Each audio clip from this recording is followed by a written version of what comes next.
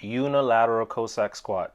Now this is a very unique lower body exercise, but with this clean of the kettlebell, we are incorporating or adding a core and upper back element. However, the focus is contracting and stretching those thigh muscles and our booty under tension.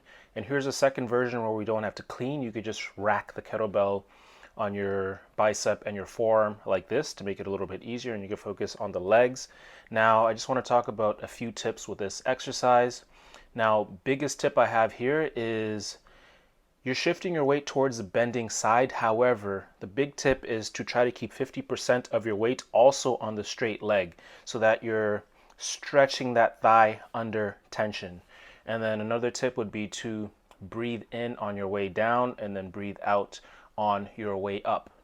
Maintain a very solid core and upper chest, so mentally think about squeezing your lower abs. More tips in the description below. Subscribe for more content like this.